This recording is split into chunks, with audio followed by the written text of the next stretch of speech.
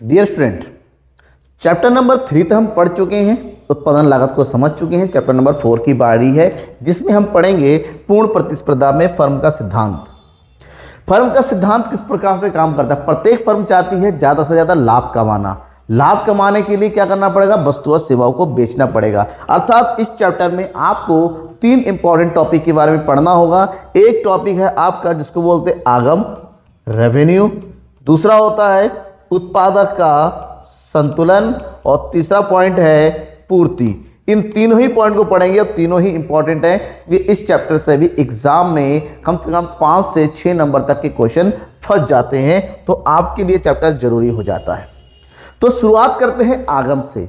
आगम जिनको अलग अलग नामों से जाना जाता है। आगम को हम संप्राप्ति के नाम से भी जानते हैं, आगम को हम आय भी कहते हैं और इसको इंग्लिश में बोला जाता है रेवेन्यू। ठीक है, मतलब अपने उत्पादन को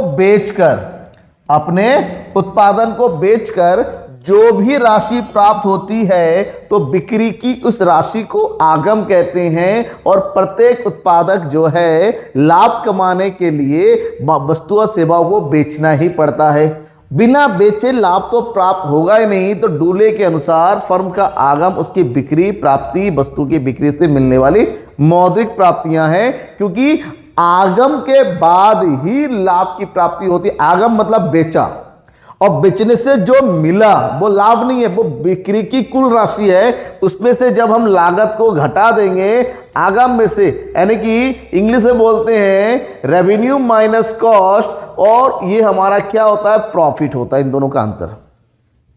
तो आगम को जब बात करेंगे, आगम की 3 प्रमुख अवधारणाएं हैं, कुल आगम, सीमांत आगम और औसत आगम। तीनों को ही समझ लेते हैं क्योंकि एग्जाम में इन तीनों के बारे में अक्सर पूछा जाता है। 2024 के एग्जाम में भी पूछा गया है। तो कुल आगम क्या है। एक फर्म के पास बिक्री की जितनी भी इकाइयां हैं, किसी भी वस्तु की जितनी भी इकाइयां हैं, सबको बेचकर जो प्राप्त करता है, तो बिक्री की समस्त इकाइयों को बेचकर जो राशि की प्राप्ति होती है उसको हम कुल आगम के नाम से जानते हैं। ठीक है, कुल आगम को अगर कैलकुलेट करना है तो आपने क्या करना है, जितनी भी बिक्री की इकाइयां हैं बेची और उसको जिस कीमत पर बेचा, यानी कि बिक्री की इकाई को वस्तु की प्रति इकाई मूल्य से मल्टीप्लाई कर देंगे, तब जाके हमें कुल आगम की प्राप्ति होगी। जैसे एक विक्रेता एक वस्तु को 10 रुपए की प्रति इकाई के हिसाब से बेचता है और 500 इकाइयां बेच देता है, तो ऐसे में उसका जो कुल आगम होगा 500 इकाइयां बेचा 10 रुपए के हिसाब से, इसका मतलब उसका कुल आगम जो है कितना रुपए हुआ, 5000 रुपए। सीमांत आगम, सीमांत का मतलब हम शुरू से पढ़ते आ रहे, सीमांत का मतलब होता है एक अतिरिक्त। जब भी बिक्री की एक अतिरिक्त इकाई को बेचा जाता है तो उससे अतिरिक्त आगम की प्राप्ति होती है और इस अतिरिक्त आगम को ही सीमांत आगम के नाम से जानते हैं। सीमांत आगम कुल आगम में होने वाले परिवर्तन की दर को बताता है कि बिक्री जितना हम कर रहे थे उसकी तुलना में हम 1 यूनिट बढ़ाते हैं या घटाते हैं, उससे कुल उत्पादन पर क्या फर्क पड़ता है। तो ऐसे में अगर सीमांत आगम की गणना करनी है तो कुल आगम की यूनिट से उससे ठीक पहले वाली यूनिट को घटा देंगे, तब जाके सीमांत आगम की प्राप्ति होगी। तीसरा पॉइंट है औसत आगम, एवरेज रेवेन्यू। एवरेज रेवेन्यू उत्पादन की प्रति इकाई बिक्री के मूल्य को बोलते हैं और यह तब प्राप्त होता है जब कुल आगम को बिक्री की इकाइयों से भाग कर देंगे, और बिक्री की इकाइयों से कुल आगम को भाग करने पर जो प्राप्त होता है वास्तव में उसी को ही वस्तु की प्रति इकाई कीमत के नाम से जानते हैं। तो किसी भी फर्म की प्रति इकाई कीमत और उस फर्म का औसत आगम समान होता है, एक ही होता है। ये तीनों इंपॉर्टेंट पॉइंट है। अब एक क्वेश्चन शॉर्ट में बनता है, औसत आगम वक्र को मांग वक्र क्यों कहते हैं। औसत आगम वक्र को मांग वक्र क्यों कहते हैं, क्योंकि औसत आगम बिक्री की इकाइयों को बेच के प्राप्त होता है। तो एक विक्रेता जिस कीमत पर वस्तु को बेचता है, एक क्रेता यानी कि उपभोक्ता उसी को उसी कीमत पे खरीदता है। मतलब विक्रेता 10 रुपए में बेचेगा तो क्रेता 10 रुपए में ही खरीदेगा। तो इसका आगम, इसकी क्या है, मांग है। तो आगम वक्र ही मांग होता है, क्योंकि विक्रेता को वही प्राप्त होता है जितना क्रेता भुगतान करता है। इसी कारण से आगम वक्र को मांग वक्र के नाम से ही जाना जाता है और आगम वक्र ऊपर से नीचे की ओर गिरता हुआ होता है नॉर्मली। अब अलग अलग बाजार है, बाजार के कई सारे रूप है। अलग अलग बाजार में आगम वक्र कैसा बनता है? सबसे पहले है पूर्ण प्रतियोगिता बाजार। पूर्ण प्रतियोगिता बाजार में असंख्य क्रेता और असंख्य विक्रेता होते हैं। ऐसे में पूर्ण प्रतियोगिता में वस्तु की कीमत का निर्धारण पूरे बाजार के द्वारा किया जाता है और बाजार में जो निर्धारित कीमत है उसको कोई बदल नहीं सकता।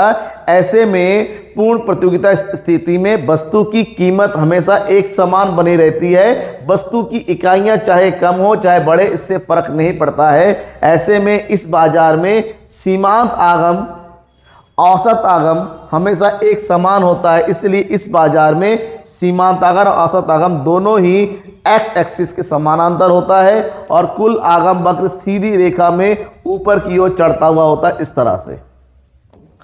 दूसरा बाजार है एकाधिकार बाजार।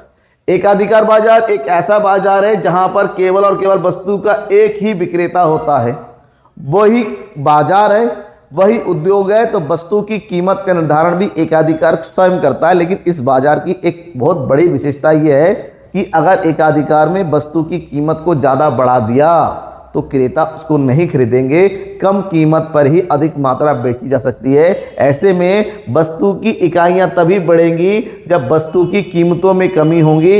इसीलिए एकाधिकार बाजार में आगम वक्र ऊपर से नीचे की ओर गिरता हुआ होता है। इसका मतलब आगम वक्र, सीमांत आगम वक्र और औसत आगम वक्र दोनों ही ऊपर से नीचे गिरता होता है, जहां पर सीमांत आगम माइनस में जा सकता है। एकाधिकारी प्रतियोगिता। एकाधिकारी प्रतियोगिता में मांग वक्र एकाधिकार की तरह ही होता है। यहां पर भी कई सारे विक्रेता तो होते हैं, लेकिन विक्रेताओं के बीच में आपस में क्या होता है? विक्रेताओं के बीच में आपस में यहां पर कंपटीशन होता है। तो ऐसे में एकाधिकार प्रतियोगिता में भी आगम वक्र नीचे की ओर गिरता हुआ होता है, लेकिन यहां पर वक्र का जो ढलान है थोड़ा सा एकाधिकार की तुलना में स्लाइड ज्यादा होता है। ठीक है, अब कुल आगम और सीमांत आगम के बीच में कुछ संबंध होते हैं। सीमांत आगम की गणना कुल आगम से होती है, ध्यान में यह रखना, और कुल आगम की गणना सीमांत आगम को आपस में जोड़कर किया जाता है। जैसे जैसे हमारा कुल आगम बढ़ता चला जाता है उस टाइम सीमांत आगम घटता जरूर है लेकिन धनात्मक रहता है। जैसे ही सीमांत कुल आगम सर्वाधिक होता है, सर्वोच्च होता है, उसी टाइम हमारा सीमांत आगम हमारा क्या हो जाता है? शून्य हो जाता है, जीरो हो जाता है। जैसे ही कुल आगम में कमी आती है सीमांत आगम हमारा माइनस हो जाता है, ऋणात्मक हो जाता है। ये प्रमुख संबंध है सीमांत आगम में और कुल आगम में। अब संबंधों की जब बात करेंगे, क्योंकि उत्पादक हमेशा चाहता है कि लाभ प्राप्त हो, वो भी कितना? अधिकतम, ज़्यादा से ज़्यादा लाभ के। तो उत्पादक के द्वारा ज़्यादा से ज़्यादा लाभ कमाने की आशा उत्पादक संतुलन की तरफ लेकर जाती है। तो पॉइंट यह है कि उत्पादक होता कौन है? उत्पादक एक आर्थिक एजेंट है जो उत्पत्ति के साधनों का प्रयोग करते हुए अधिकतम लाभ कमाने के उद्देश्य से वस्तु और सेवाओं का उत्पादन करता है। और प्रत्येक उत्पादक का एक ही उद्देश्य होता है, अधिक से अधिक लाभ कमाना। अब ये समझना पड़ेगा कि एक उत्पादक को अधिकतम लाभ संतुलन की स्थिति कब प्राप्ति होती है। देखिए, कुल लाभ की कैलकुलेशन होती है कुल आगम में से कुल लागत को घटाने के बाद, और संतुलन का स्तर एक ऐसा स्तर होता है जहां पर एक उत्पादक को अधिकतम लाभ की प्राप्ति हो और उसकी हानियां न्यूनतम हो। इसका मतलब लाभ सबसे ज्यादा होना चाहिए। तो उत्पादक के फर्म की संतुलन की स्थिति के लिए उत्पादक का संतुष्ट होना जरूरी है, अधिकतम लाभ प्राप्त होना जरूरी है। तो ऐसी स्थिति को दर्शाने के लिए दो रीतियां हैं, या तो कुल आगम कुल लागत रीति का प्रयोग किया जाए या कुल सीमांत आगम सीमांत लागत रीति का प्रयोग किया जाए। पहली स्थिति है कुल आगम एवं कुल लागत रीति। कुल आगम और कुल लागत रीति के अंतर्गत कुल आगम और कुल लागत के बीच का अंतर निकाला जाता है। जब इसका अंतर निकालेंगे, एक ऐसा बिंदु होता है जब कुल आगम और कुल लागत के बीच में सबसे अधिक अंतर होता है। तो जिस बिंदु पर कुल आगम कुल लागत के बीच में सबसे अधिक अंतर होता है, उसी पर उत्पादक को अधिकतम लाभ की प्राप्ति होती है, वहीं एक उत्पादक संतुलन में होता है। लेकिन एक ऐसा बिंदु भी आता है जहां पर कुल आगम और कुल लागत आपस में क्या हो जाता है, बराबर होता है। जिस बिंदु पर कुल आगम और कुल लागत आपस में बराबर होता है उसको सम विच्छेद बिंदु के नाम से जाना जाता है। सम विच्छेद बिंदु के नाम से जाना जाता है या फिर उसको लाभ बिंदु के नाम से जानते हैं। और ये बिंदु कब होता है, इस बिंदु को दर्शाने के लिए हम एक ऐसा बिंदु, देखिए ये वाला वक्र मैं अब दोबारा बना के दिखा रहा हूं।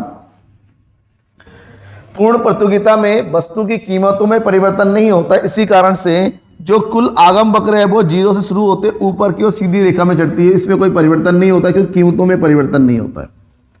लेकिन लागतें साधनों पर निर्भर करती हैं, साधनों की कीमतें घट या बढ़ सकती है कुछ इस तरह से। ये होता है कुल लागत।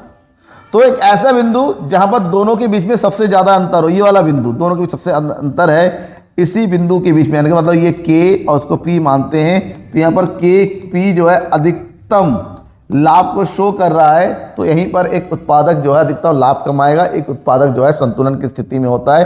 और यहीं पर ये वाला जो बिंदु है E, इस बिंदु को बोलेंगे सम विच्छेद बिंदु, क्योंकि यहाँ पर उत्पादक का TR और TC दोनों आपस में क्या होता है, बराबर हो रहा है। दूसरी स्थिति होती है सीमांत आगम सीमांत लागत। सीमांत लागत और सीमांत आगम विधि सबसे अच्छी विधि है उत्पाद के संतुलन को दर्शाने के लिए। इस विधि के अंतर्गत भी हम अधिकतम लाभ को शो करते हैं, लेकिन अधिकतम लाभ को शो करने के लिए दो प्रमुख शर्तें हैं। पूर्ण प्रतियोगिता में जब वस्तु की सीमांत आगम सीमांत लागत के बराबर हो जाए, पहली शर्त। दूसरी शर्त, सीमांत लागत वक्र सीमांत आगम वक्र को नीचे से काटता हुआ होना चाहिए। देखिए इसमें, क्योंकि पूर्ण प्रतियोगिता में सीमांत आगम और औसत आगम दोनों ही बराबर होते हैं, लेकिन सीमांत लागत पहले नीचे आता है फिर बढ़ता हुआ चला जाता है। तो दो बिंदु पर आपस में बराबर हो रहे हैं, लेकिन बिंदु ई पर सीमांत लागत ऊपर की ओर चढ़ता हुआ होता है और ऊपर की चढ़ता हुआ होना जरूरी है।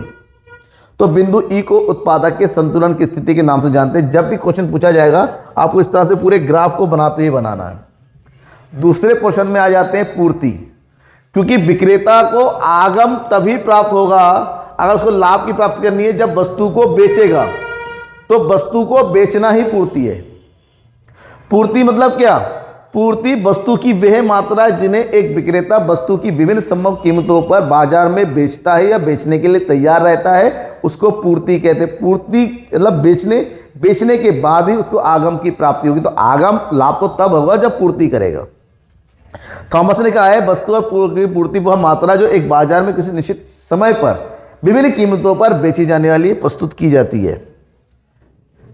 पूर्ति दो प्रकार की होती है। पूर्ति मांग का बिल्कुल विपरीत शब्द होता है, व्यक्तिगत पूर्ति और बाजार पूर्ति। व्यक्तिगत पूर्ति, बाजार में केवल एक विक्रेता जब वस्तु की विभिन्न कीमतों पर जो भी मात्रा बेचने को तैयार रहता है उसे व्यक्तिगत पूर्ति कहते हैं। और बाजार में उपलब्ध जितने भी विक्रेता होते हैं उनकी पूर्ति का योग बाजार पूर्ति कहलाता है।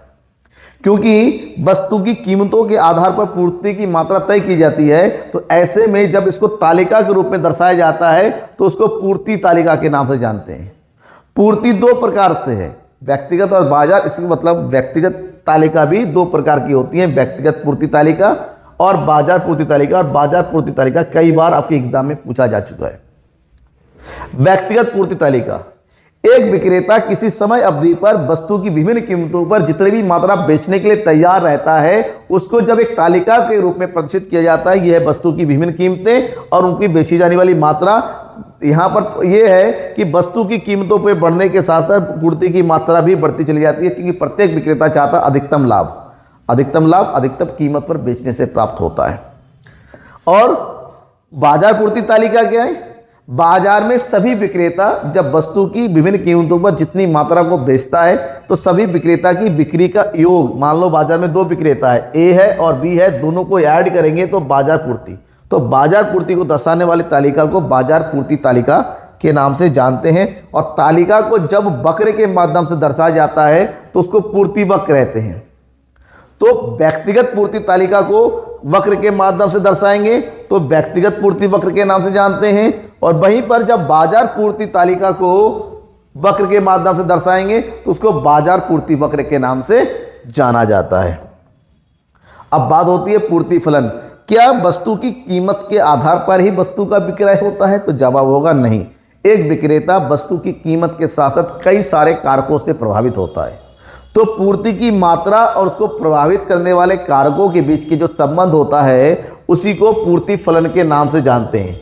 अब पूर्ति किन किन चीज़ों से प्रभावित होती है, इसके कई सारे कारक हैं, जैसे वस्तु की कीमतें, संबंधित वस्तु की कीमतें, उत्पादन के साधनों की कीमत, साधनें कम हो गए, साधनों की कीमत बढ़ जाती है तो लागत बढ़ जाती है, पूर्ति की मात्रा कम हो जाती है। उत्पादन की तकनीक जितनी नहीं होती है पूर्ति की मात्रा बढ़ती चली जाती है। फर्मों की संख्या जितनी ज़्यादा होती है पूर्ति भी बढ़ती चली जाती है। फर्म का उद्देश्य क्या है, भविष्य में संभावित कीमतें कितनी होगी, सरकारी नीतियां कैसी हैं जिसमें टैक्स वगैरह सब कुछ आता है, ये सभी वस्तु की पूर्ति को प्रभावित करता है, क्योंकि प्रत्येक चीज़ जो भी उत्पादन की लागत को बढ़ाता है वस्तु की पूर्ति को कम कर देता है। वो सारी चीज़ें जिससे उत्पादन की लागत में कमी होती है पूर्ति की मात्रा को बढ़ा देती हैं। तो इन सभी बिंदुओं को आपको एक दो लाइन में पढ़ना। देखिए कंप्लीट मैंने आपको डिटेल दे रखा है, यहाँ पर स्क्रीनशॉट लेके रखिए, याद कीजिए, एग्जाम में आ जाता है पूर्ति को प्रभावित करने वाले कारक, ये सभी के बारे में मैंने डिटेल से दे रखा है। अब पूर्ति का नियम, पूर्ति का नियम किसे कहते हैं? पूर्ति का नियम वस्तु की पूर्ति और वस्तु की कीमत के बीच के संबंध को बताता है। और पूर्ति का नियम वस्तु की पूर्ति और कीमत के बीच में धनात्मक संबंध को बताता है, जो ये कहता है कि वस्तु की कीमत अन्य कारकों के स्थिर, क्योंकि अभी बताया वस्तु को प्रभावित करने वाले बहुत सारे कारक हैं, उन सभी कारकों में कोई परिवर्तन नहीं होने पर अगर वस्तु की कीमतें बढ़ती हैं तो वस्तु की पूर्ति की मात्रा भी बढ़ेगी, और वस्तु की कीमत के कम होने से पूर्ति की मात्रा में भी कमी होगी। ऐसे में पूर्ति वक्र नीचे से ऊपर की ओर चढ़ता हुआ होता है, कीमत में वृद्धि तो पूर्ति में वृद्धि, दोनों के बीच में धनात्मक संबंध को दर्शाता है। पूर्ति की प्रमुख मान्यताएं, अन्य कारक स्थिर रहे, यही मान्यताएं हैं।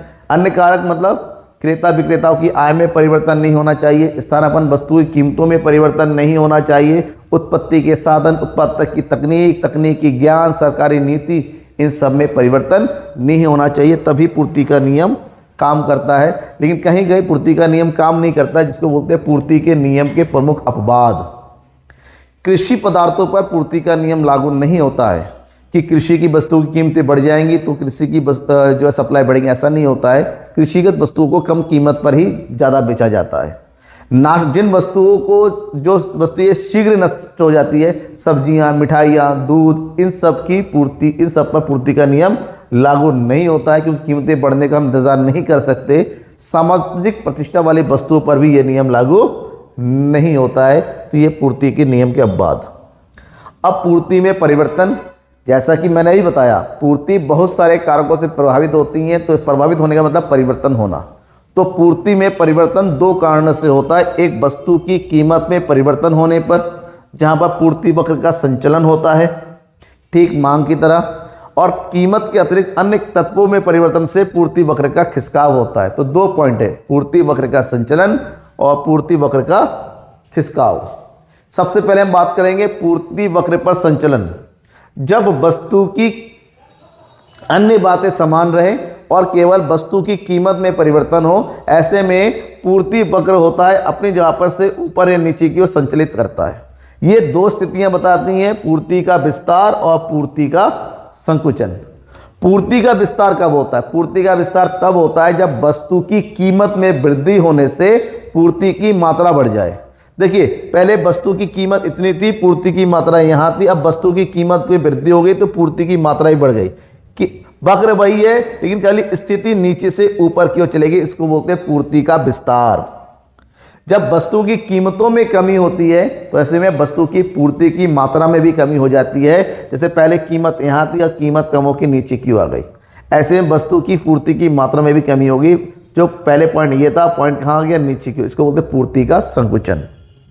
लेकिन कीमत के अतिरिक्त भी पूर्ति में परिवर्तन होता है, जिसको बोलते हैं पूर्ति वक्र का खिसकाव। और ये परिवर्तन दो प्रकार से होता है, पूर्ति में वृद्धि और पूर्ति में कमी। पूर्ति को आपूर्ति बोलते हैं, ध्यान में रखना।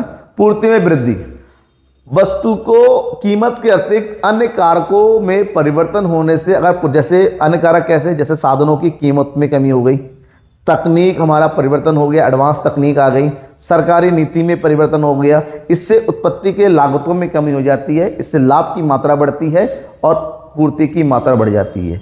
तो ऐसे में पूर्ति वक्र, जैसे ये कीमत पर यहाँ थी, अब पूर्ति की मात्रा में जो कोई परिवर्तन हो गया तो पूर्ति वक्र अपनी जगह खिसक के आगे को चला गया, इसको बोलते हैं पूर्ति में वृद्धि। और कई कारणों से होता है, जैसे तकनीकी प्रगति, उत्पादन के साधनों में कमी, स्थापन वस्तु की कीमतों में कमी, उत्पादक उद्देश्यों में परिवर्तन, कई इस कारण से। और इसका उल्टा होता है पूर्ति में वृद्धि। पूर्ति में कमी। पूर्ति में कमी का मतलब होता है अगर कीमतें अपनी जगह पर समान रहे तो ऐसे में अन्य कारकों में परिवर्तन होने से वस्तु की पूर्ति में कमी हो जाती है, पूर्ति वक्र ऊपर की ओर खिसक जाता है। ठीक है, और कारण कई सारे हैं इसके।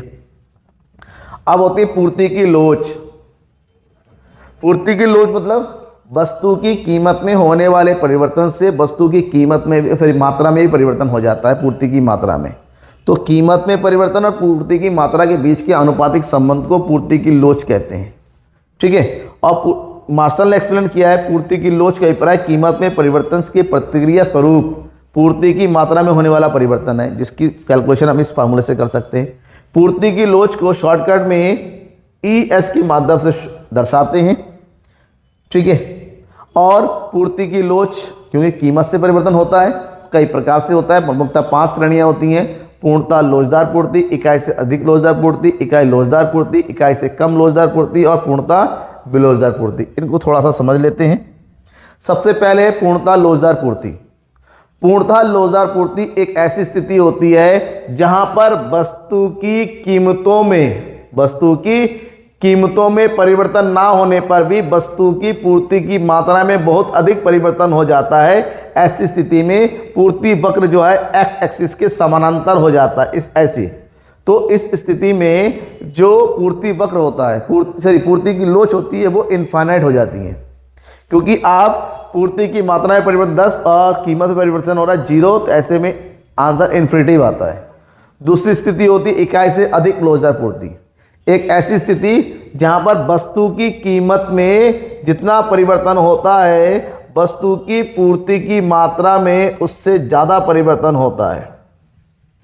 ठीक है, और जब ऐसे में कैलकुलेट करेंगे पूर्ति की मात्रा बटे वस्तु की कीमत यानी कि 2 जो कि 1 से ज़्यादा होती है, इसकी पूर्ति हमेशा 1 से ज़्यादा होती है लोच। तो इस स्थिति को दर्शाने के लिए देखिए ये कीमत में परिवर्तन है और पूर्ति की मात्रा में ये परिवर्तन है, तो कीमत की तुलना में मात्रा में अधिक परिवर्तन होता है। तीसरी स्थिति है इकाई लोचदार पूर्ति, यानी कि वस्तु की कीमत में और वस्तु की पूर्ति की मात्रा में एक समान परिवर्तन होता है और एक समान अंतर को दर्शाता है। ठीक है, मान लो कीमत में 10% का परिवर्तन है तो पूर्ति की मात्रा में 10 परिवर्तन है, तो आंसर 1 आता है। फिर है इकाई से कम लोचदार पूर्ति। ऐसी स्थिति जब वस्तु की कीमत की तुलना में पूर्ति की मात्रा में कम परिवर्तन होता है। मान लीजिए वस्तु की कीमत में 10% का परिवर्तन होता है और पूर्ति की मात्रा में केवल 8% का परिवर्तन हो रहा है। इसका मतलब पूर्ति की लोच कितना हो रहा है 0.8, इसका मतलब ये 1 से कम है। तो इसको दर्शाने के लिए देखिए वस्तु की कीमत में ये परिवर्तन हो रहा है और पूर्ति में यहाँ परिवर्तन हो रहा है, कीमत में ज़्यादा पूर्ति में कम परिवर्तन है। ठीक है, और लास्ट स्थिति है पूर्णतः विलोचदार पूर्ति। एक ऐसी स्थिति कि वस्तु की कीमत में परिवर्तन होने पर भी वस्तु की पूर्ति की मात्रा में जब कोई परिवर्तन नहीं होता है तो ऐसे में पूर्ति वक्र सीधा वाई एक्सिस के समानांतर बन जाता है। ये पूर्ति और ये वस्तु की कीमत में होने वाला परिवर्तन। अब पूर्ति की लोच को जो मापा जाता है इसकी प्रमुखता जो रीति होती है, एक ही रीति का प्रयोग करता है। पूर्ति की लोच वस्तु की कीमत में अनुपातिक परिवर्तन बटे वस्तु की कीमत में अनुपातिक परिवर्तन। और ये फार्मूला वही फार्मूला है जैसा कि किसका था, मांग की लोच का था। अब क्वेश्चन कुछ इस तरह से आता है, देखिए किसी वस्तु की 12 रुपये प्रति इकाई कीमत पर 500 इकाइयों की पूर्ति होती है। कीमत बढ़कर अगर 15 हो जाए तो पूर्ति की मात्रा में भी वृद्धि हो जाती है। तो यहाँ पर सबसे पहले देखिए वस्तु की कीमत कितनी है और यह है पूर्ति की मात्रा यूनिट। जब वस्तु की कीमत 12 रुपये थी तो पूर्ति हो रही थी 500 इकाइयों की। अब वस्तु की कीमत बढ़ के होगी 15 तो पूर्ति हो रही 650 इकाइयों की। तो ऐसे में वस्तु की कीमत में कितना परिवर्तन होगा 3 रुपये और वस्तु की पूर्ति की मात्रा में कितना परिवर्तन हुआ 150 यूनिट। तो पूर्ति की लोच कैलकुलेट कर रहा है, फार्मूला यूज़ करेंगे वाला delta q upon q multiply हुआ p upon delta p, right. तो अब कैलकुलेट करो उसको। डेल्टा क्यू है 150 और क्यू है 500, पी है 12 और डेल्टा पी है हमारा 3। कैलकुलेट करेंगे 3 एकम 3, 3 4 12, 0 से 0 कट गया, 5 3 15 और 5 10। तो ये हो गया तुम्हारा 4 तिया 12 और ये हो गया 10, इसका मतलब होता है 1.2। इसका मतलब पूर्ति की लोच क्या है, इकाई से अधिक है, मतलब अधिक लोचदार पूर्ति है। ठीक है, तो ये रहा पूर्ति का कंप्लीट कॉन्सेप्ट। इसी तरह के एग्जाम में क्वेश्चन आता है। कोई डाउट हो तो जरूर बताइएगा। ये चैप्टर में इतने ही इंपॉर्टेंट टॉपिक है जो आपके एग्जाम में आ सकते हैं। कहीं पर भी लगता है कि कुछ डाउट है, कोई टॉपिक रह गया है, टाइम कम है, इसलिए कमेंट बॉक्स में कमेंट करके जरूर बताइएगा। इंतजार कीजिए मेरे नेक्स्ट क्लास का। बाय।